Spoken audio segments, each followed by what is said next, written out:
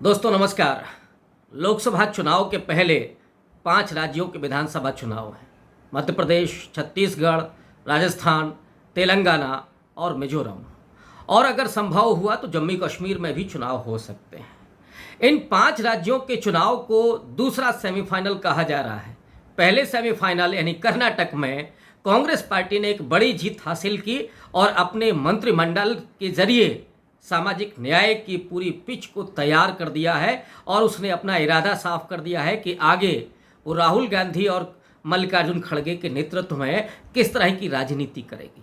लेकिन उसी कर्नाटक में एक बड़ा दिलचस्प का वाकया ये हुआ कि जब आखिरी के 10 दिनों में कांग्रेस पार्टी की गुगली में नरेंद्र मोदी फंसे, जैसे ही बजरंग दल और पीएफआई को बैन करने का वादा कांग्रेस पार्टी ने किया, वैसे ही नरेंद्र मोदी और उनके भक्तों ने उस मुद्दे को लपक लिया। गोदी मीडिया यूरेका यूरेका चिल्लाने लगा और उसे लगा कि अब तो मिल गया, कर्नाटक में हारी हुई बाजी भी जीती जा सकती है, बजरंगबली की जय होने लगी। और उसके बाद नतीजा क्या हुआ? एक बड़ी हार का सामना किया भारतीय जनता पार्टी ने। दोस्तों, पिछले दिनों मैं जेएनयू गया था।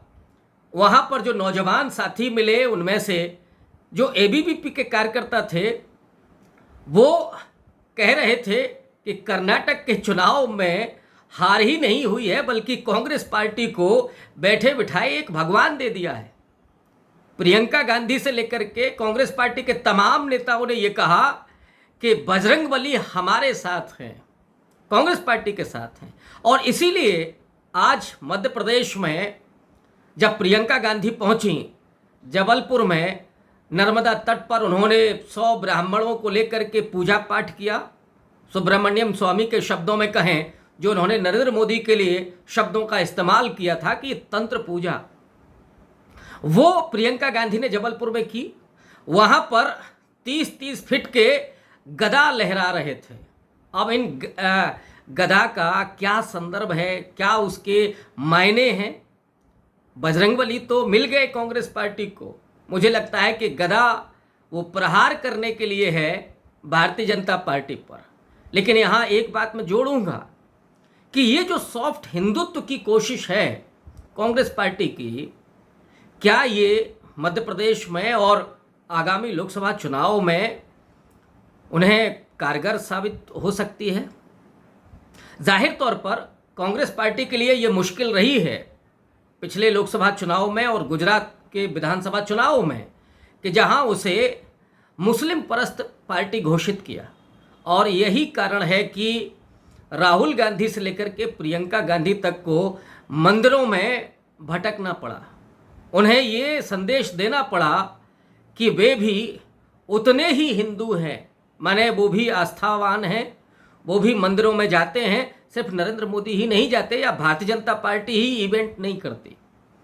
इस राजनीति के क्या मायने हैं? इस राजनीति ने धर्मनिरपेक्षता को कितना डाइल्यूट किया है, इस पर किसी और दिन चर्चा करेंगे। लेकिन कुछ चुनावी मजबूरियां होती हैं, इसको भी इस देश के जो बौद्धिक लोग हैं, जो विश्लेषक हैं, वो समझते हैं। लेकिन जो तंत्र पूजा है और खास करके पुरोहितों का जो मंत्रोच्चार है, वो ठीक नहीं है किसी भी राजनीतिक दल के लिए। अगर हम इसके लिए नरेंद्र मोदी की आलोचना करते हैं तो ऑब्वियस है कि कांग्रेस पार्टी ये जो कर रही है उसकी भी आलोचना होनी चाहिए। हाँ, ये ज़रूर है कि वो मंदिर में जाकर के व्यक्तिगत अपना पूजा करे, आस्था उसकी हो, जयकारे लगवाए, इससे कोई हर्ज नहीं है, क्योंकि हर व्यक्ति इस देश में आस्थावान है। व्यक्तिगत रूप से मैं क्या हूँ, मैं आस्था मेरी नहीं है या है, इससे कोई फर्क नहीं पड़ता। भारत का संविधान किसी भी व्यक्ति को आस्था रखने, पूजा पाठ करने या नहीं करने, इस सब की आज़ादी देता है। इसलिए इस पर बहस नहीं होनी चाहिए मेरे हिसाब से। अब मसला ये है कि मध्य प्रदेश में जो इस समय के हालात हैं वो क्या हैं, कांग्रेस पार्टी ये क्यों कर रही है, जबकि भाजपा के आंतरिक सर्वे में ये बात निकल करके आ रही है कि वो 70 से लेकर के 75 सीटों पर सिमटती जा रही है। यानी विधानसभा चुनाव में जो कुल 230 सीटें हैं, उन 230 सीटों में से 82 आरक्षित सीटें हैं, एसटी की 47 और एससी की 35 सीटें। वहाँ पर जो आबादी है वो अनुसूचित जाति की 16% आबादी है, अनुसूचित जनजाति की 21% आबादी है। कुल आबादी मध्य प्रदेश की तकरीबन 7.5 करोड़, यानी इस देश का 6% जो लोग हैं वो मध्य प्रदेश में रहते हैं। अल्पसंख्यक बेहद कम, मुस्लिम आबादी अगर आप देखें तो 6.7% 2011 की जनगणना के अनुसार, और वो मध्य प्रदेश के मालवा क्षेत्र में ही वो प्रभाव रखते हैं। और वो इतना प्रभाव रखते हैं उस क्षेत्र की करीब 25% सीटों पर वो निर्णायक भी हो सकता है। इसीलिए अगर आपने ध्यान दिया हो कि नरेंद्र मोदी ने पसमानदा मुसलमानों को अपने साथ जोड़ने के लिए संदेश दिया है, वो संदेश मध्य प्रदेश के मालवा बेल्ट में भी जा रहा है। लेकिन सवाल ये है कि मुख्यमंत्री शिवराज चौहान जिस तरह से वहाँ बुलडोजर कल्चर लेकर के आए हैं, और बजरंग दल जो वहाँ कर रहा है, जो और दूसरे हिंदूवादी संगठन जिस तरह से मुस्लिम क्षेत्रों में जाकर के वो अटैक करते हैं, वहाँ एक तरह से डराते हैं लोगों को, उन पर हमले करते हैं, क्या पसमानदा मुसलमान उनके साथ जुड़ सकता है? ऑब्वियस है कि नहीं। तो ये नरेंद्र मोदी की कोशिश कामयाब नहीं होगी और इस बात को भारतीय जनता पार्टी समझ रही है। इसीलिए शिवराज सिंह चौहान के नेतृत्व में भारतीय जनता पार्टी ने हार्डकोर हिंदुत्व को लेकर के मध्य प्रदेश विधानसभा चुनाव में वो जाने की कोशिश कर रहे हैं। शायद प्रियंका गांधी का यही काउंटर अटैक है जब वो जबलपुर में नर्मदा तट पर पूजा अर्चना कर रही हैं और वहां पर गदा लहरा रहे हैं 30-30 फीट के। ये काउंटर है शायद मध्य प्रदेश में। लेकिन अगर और चीज़ों को आप देखें, जो आदिवासी है वहाँ का, वो आदिवासी, अभी आपने देखा कि नई पार्लियामेंट के उद्घाटन में जब राष्ट्रपति द्रौपदी मुर्मू को नहीं बुलाया गया तो वो सीधे इस देश के 8-7.5% आदिवासियों का अपमान था, घोर अपमान था, उनका स्वाभिमान छलनी हुआ। और यही कारण है, उसके पहले से कर्नाटक के विधानसभा चुनाव के जो नतीजे आए वहां पे अनुसूचित जनजाति की सीटों पर सुपड़ा साफ हुआ भारतीय जनता पार्टी का। लेकिन मध्य प्रदेश की वो जमीन है जहां वनवासी कल्याण आश्रम खुला पहली बार 26 दिसंबर 1952 को रमाकांत केशव देश पांडे ने इसकी स्थापना की। और तब से लेकर के ये जशपुर में है, छत्तीसगढ़ जहां में आज आता है, लेकिन उस समय छत्तीसगढ़ मध्य प्रदेश का हिस्सा होता था। छत्तीसगढ़ में 30% आबादी है आदिवासियों की, तो कुल मिलाकर के एक बड़ी आबादी थी। माने अभी मध्य प्रदेश में 21% एसटी है। और इसीलिए संभवतः ये भी बात हो रही है कि मध्य प्रदेश में भारतीय जनता पार्टी के प्रदेश अध्यक्ष को बदला जा सकता है। बीडी शर्मा को हटाने की बात हो रही है। हालांकि कुछ समय पहले तो शिवराज चौहान को भी बदलने की बात हो रही थी। कभी सिंधिया का नाम आया, ज्योतिरादित्य सिंधिया का, फिर उनके विरोध में खुद बीजेपी के भीतर वो काउंटर हुआ। एक नाम जो निकल करके आया वो है सुमेर सिंह सोलंकी का।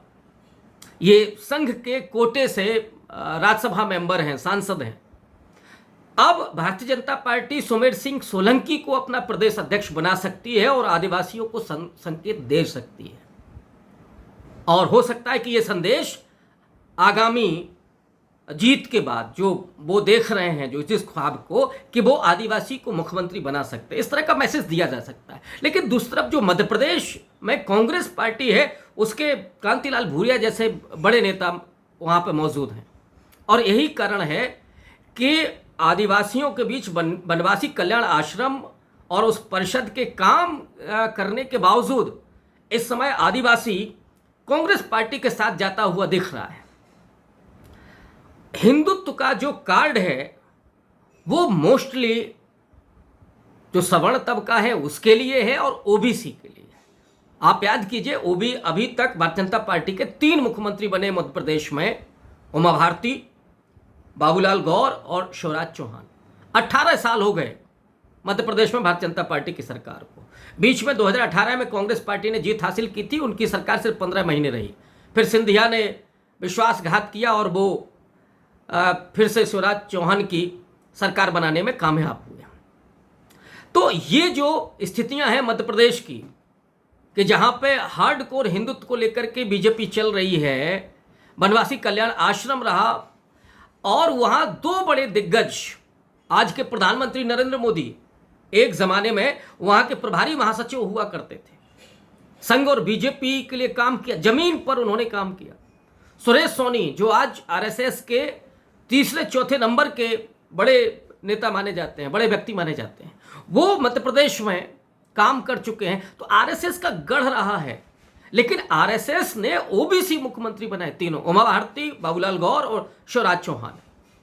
तो ओबीसी वहां का भारतीय जनता पार्टी के साथ रहा है।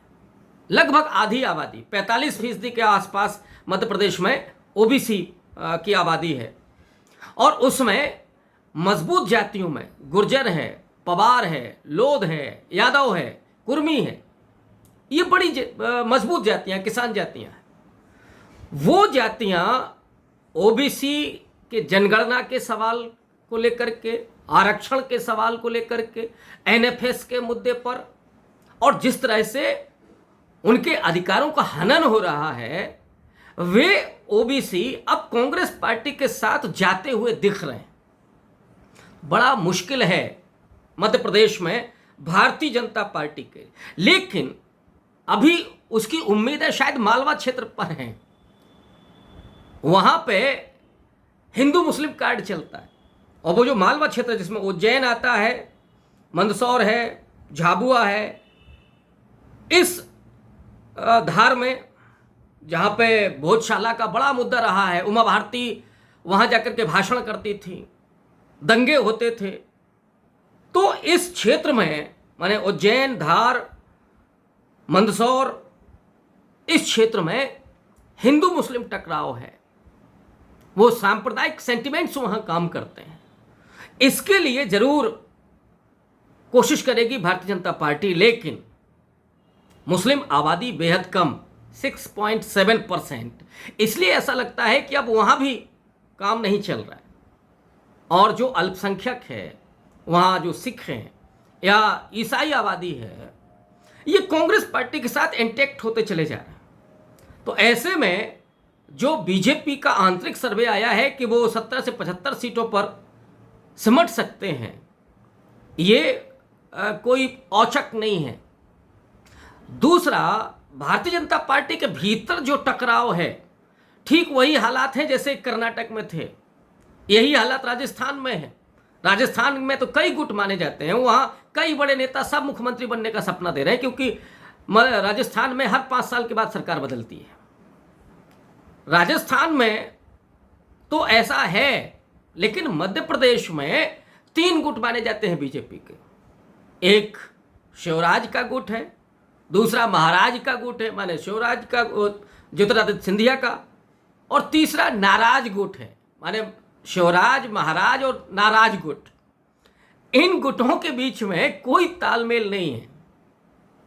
नरेंद्र मोदी की पसंद नरेंद्र सिंह तोमर, वो शायद बीच में मुख्यमंत्री बदलना चाहते थे। नरोत्तम मिश्रा, वो खुद मुख्यमंत्री बनने का ख्वाब देख रहे हैं। प्रहलाद पटेल को कुछ समय पहले वहां का प्रदेश अध्यक्ष बनाए जाने की बात चल रही थी, शिवराज चौहान ने उनका ही पत्ता साफ कर दिया। तो ऐसे में लगता है कि जो मध्य प्रदेश का ताना बाना है, सामाजिक ताने बाने से लेकर के और हिंदुत्व की राजनीति तक, ये कांग्रेस पार्टी के पक्ष में झुकते हुए नजर आ रही है। लेकिन ये मसला सिर्फ यहीं तक नहीं सीमित है। मध्य प्रदेश के लोग कहने लगे हैं कि 140 सीटें तक मिल सकती हैं कांग्रेस को। तो मुझे आता है राहुल गांधी का वो बयान याद कि हम 150 सीटें मध्य प्रदेश में जीतेंगे। ये हो सकता है, लेकिन सबसे उससे भी बड़ा खेल फाइनल का है, 2024 के लोकसभा चुनाव का है, जिसमें लोकसभा चुनाव की 29 सीटें बहुत महत्वपूर्ण होंगी भारतीय जनता पार्टी के लिए। 29 में से 10 सीटें आरक्षित हैं, 4 अनुसूचित जाति के लिए और 6 अनुसूचित जनजाति के लिए। अगर दलित और आदिवासी जा रहा है कांग्रेस की तरफ, आदिवासी दलित की स्थिति 2 अप्रैल 2018 का जो आंदोलन है, जो खास करके ग्वालियर संभाग में हुआ था, भिंड, मुरैना और ग्वालियर में, वहां पर पीठ पर गोलियां मारी गई थी दलित नौजवानों के, 10 करीब लड़के मारे गए थे। वो अनुसूचित जाति जनजाति जो एट्रोसिटी एक्ट के डाइल्यूजन के प्रतिरोध में, उसमें सफलता मिली दलितों को, लेकिन हमने अपने नौजवानों को खोया और उसमें तमाम दलितों पर अपराध, उन पर आपराधिक मुकदमे कायम हुए। कांग्रेस पार्टी ने पिछले चुनाव में वादा किया था कि हम ये मुकदमे वापस लेंगे, कांग्रेस पार्टी जीती, लेकिन 15 महीने के कार्यकाल में वो ये नहीं कर सकी। इसलिए ये भी एक मुद्दा होगा, क्या वहां पर खड़गे जो कांग्रेस पार्टी के राष्ट्रीय अध्यक्ष हैं, दलित समुदाय से आते हैं, जो वहां की 16% दलित आबादी है, उसको संबोधित कर पाएंगे? डेफिनेटली आज की तारीख में तो ये दिखता है कि कांग्रेस पार्टी की तरफ झुकाव है उनका, लेकिन कुछ ठोस वायदे चाहिए, वो आपराधिक मुकदमे वापस करने के, और उन दलित नौजवानों को जिनके पीठ पर गोलियां मारेंगे। ये कितनी कायरता है, हिम्मत अगर होती तो सीने पर गोली मारते। ये पूरा सामंतवाद का गढ़ है मध्य प्रदेश, इसीलिए वो आरएसएस का गढ़ भी बना। तो खड़गे साहब और राहुल गांधी, जिनको मैं आजकल ये कहता हूं कि वे सामाजिक न्याय की राजनीति के नए आइकॉन है, और जितनी ईमानदारी और जितनी हिम्मत के साथ वो बात कर रहे हैं दलित, आदिवासी, ओबीसी के इशू पर, उतनी हिम्मत कांग्रेस पार्टी में इसके पहले तो नहीं दिखी होगी। नेहरू को अगर छोड़ दें तो उसके बाद की पॉलिटिक्स दूसरे ढंग से चलती रही है। इंदिरा गांधी ने जो काम किया वो एक अलग है, उस पर कभी और बात करेंगे। लेकिन सोशल जस्टिस शब्द और जय भीम का नारा जब वो बुलंद करते हैं अमेरिका में जाकर के, तो दलितों में एक नई उमंग राहुल गांधी के प्रति पैदा होती है। और मल्लिकार्जुन खड़गे तो ऐसे लगता है कि जैसे कांग्रेस पार्टी ने बाबा साहब अंबेडकर के उस स्वप्न को साकार करने का एक फैसला कर लिया है। जैसे मैं कहता हूं कि बड़ी शिद्दत के साथ हिंदुस्तान का दलित, आदिवासी जो 25% से ज्यादा है, वो दिल्ली के लाल किले पर तिरंगे को लहराते हुए किसी दलित को देखना चाहता है। कि बाबा साहब अंबेडकर ने जो कहा था कि अन्याय और अत्याचार तभी मिटेंगे जब ये वंचित तबके का व्यक्ति दिल्ली के लाल किले पर झंडा लहराएगा, माने प्रधानमंत्री बनेगा। गांधी जी का यह सपना था, उनके राष्ट्रवाद का मूल बिंदु था अंतिम व्यक्ति के आंसुओं को पहुंचना। डॉक्टर अंबेडकर ने उसका रास्ता सुझाया था कि कैसे पहुंचा जाएगा। वो है असली न्याय तभी होगा जब इस देश के सबसे बड़े पद